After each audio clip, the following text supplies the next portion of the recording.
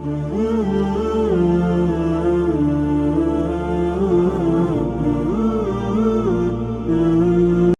رب حضرت انسان سے مخاطب ہے، اور مخاطبہ کتنا دل نواز اور خوبصورت ہے۔ پیار کی تصویر دیکھیں، وہ انسان جو مالک کی دہلیز چھوڑ کے بھاگ رہا ہے، جو سرکشی اور تمرد پہ اتر آیا ہے، جو مالک کے حکموں کو توڑتا چلا جا رہا ہے، کتنے محبت بھرے لہجے میں بندے کو مالک آواز دے رہا ہے، یا ایھا الانسان، او بھاگے ہوئے انسان، او خود فراموش، اپنے آپ کو اور اپنی عاقبت کو اور آخرت کو بھول گئے ہوئے انسان، ما غرک بربک الکریم، تجھے کریم رب سے کس نے دھوکے میں ڈالا؟ کبھی یوں بھی پیار سے بھاگے ہوئے کو بلایا جاتا ہے، کبھی پولیس کو مجرم کا تعاقب کرتے دیکھا ہے۔ سخت گیر استاد جب شاگرد کے پیچھے بھاگتا ہے تو جو پوزیشن شاگرد کی ہوتی ہے اور استاد کے چہرے پر جو سختی اور اس کے انداز کے اندر جو درستگی ہوتی ہے، کبھی اس کا ملاحظہ کیا ہے؟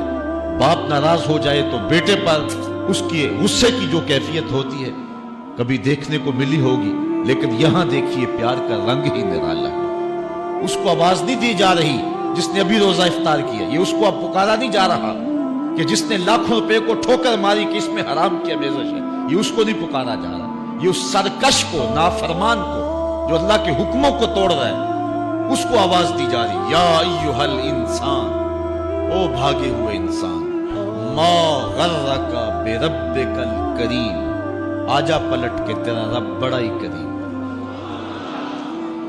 کبھی آپ نے دیکھا ہوگا کہ کوئی نالائق بچہ گھر چھوڑ کے بھاگ جائے تو وہ تو شاید کسی ہوٹل میں برتن مانج کے اپنے پیٹ کی آگ بجھا رہا ہوتا ہے، لیکن ماں کے حلق سے نیچے لقمہ نہیں اترتا۔ وہ کہتی ہے پتہ نہیں میرے بیٹے نے کھانا بھی کھایا ہے کہ نہیں کھایا۔ باپ پاگلوں کی طرح گھومتا ہے، کبھی اس کے دوستوں سے پوچھتا ہے، کبھی اس کے کلاس فیلوز سے پوچھتا ہے، وہ نکمہ تمہیں تو نہیں بتا کے گیا۔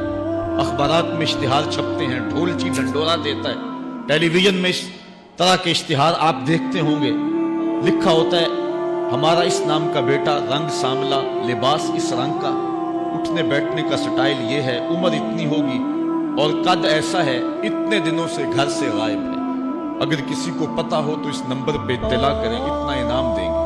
اور ساتھ لکھا ہوتا ہے اگر وہ خود پڑھے تو واپس پلٹ آئے اسے کچھ نہیں کہا جائے گا۔ میں جب کبھی بھی یہ اشتہار پڑھتا ہوں تو میری نظر پلٹ کے اس آیت پہ آتی ہے، رب کہتا ہے او بھاگے ہوئے انسان واپس آ جا، تیرا رب کریم ہے، کچھ نہیں کہے گا، تیرے اس بھاگنے پہ وہ ناراض نہیں ہوگا، تو پلٹ کے آ جا، وہ جانا نہیں دیکھے گا، تیرا آنا دیکھے گا، تیرا اس کے حضور واپس پلٹنا دیکھے گا اور تیرے ماضی کے سارے گناہوں کو معاف کر دے گا۔ اس کی رحمت کے دروازے تیرے لیے کھلے ہیں، آجا پلٹ کے، اس کی رحمتیں تجھے آوازیں دے رہی ہیں، آنا تو تو نے ہے ہی۔ پھر جو کفن میں منہ چھپا کے آتا پھرے، پھر جو لوگ تجھے کندھوں پہ اٹھا کے لائیں گے، اچھا نہیں کہ خود اپنے قدموں سے چل کے آ جا، بہتر نہیں ہے کہ کھلے منہ آ جا، اس کی رحمت تجھے آوازیں دے رہی ہے۔ ہم تو مائل بکرم ہیں، کوئی سائل ہی نہیں، راہ دکھلائیں کسے راہ رب منزل ہی نہیں، جلوائے طور تو موجود ہے، کوئی موسیٰ ہی نہیں۔ آوازیں دے رہی ہے اس کی رحمت، یا ایھا الانسان ما غرک بربک الکریم، واپس پلٹ کے آ جا، تیرا رب بڑا کریم۔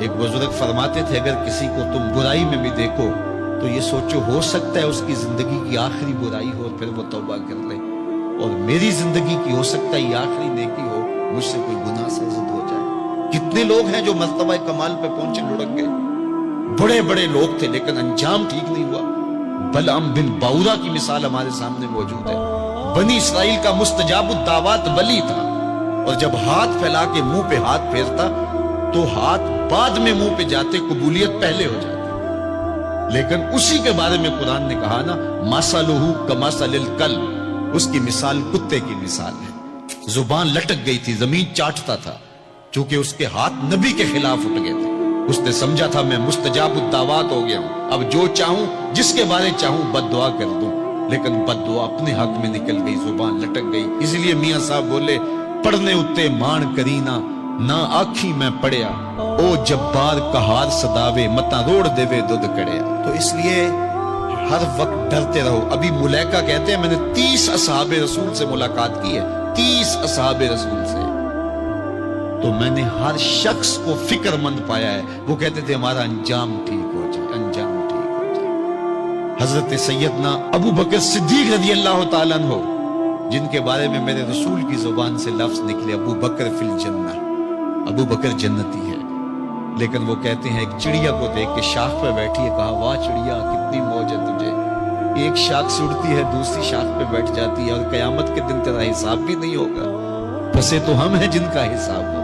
یہ وہ لوگ ہیں جن کی زندگی دیکھیے, ان الشیطان یفر من ذل عمر, عمر وہ ہے جس کے سائے سے شیطان بھی بھاگتا ہے. لیکن وہ کہتے ہیں کاش میں مٹی کا ڈھیلا ہوتا.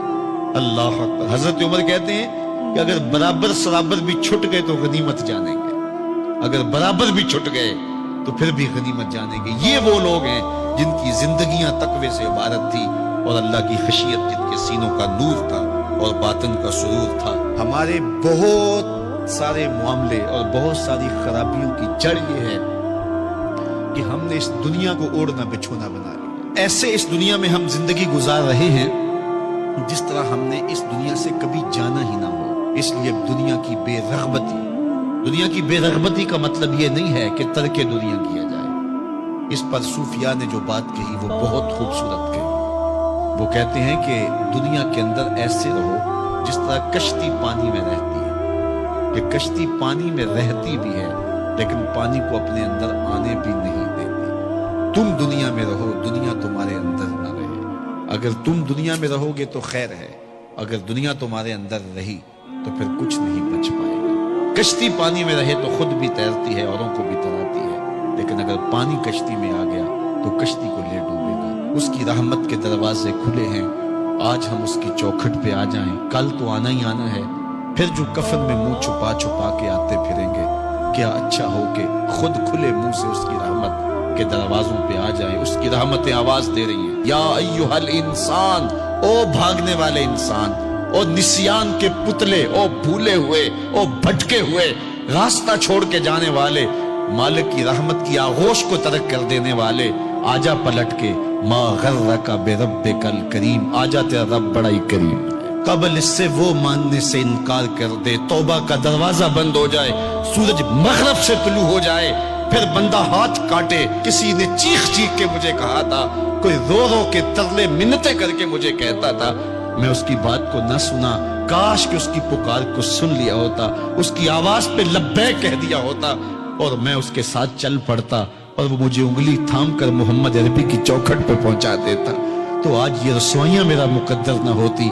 صاحب آؤ, کتاب رحمت آواز دے رہی ہے, کتاب رحمت تمہاری انگلی تھام رہی ہے اور تمہیں حضور کی چوکھٹ تک پہنچا رہی ہے.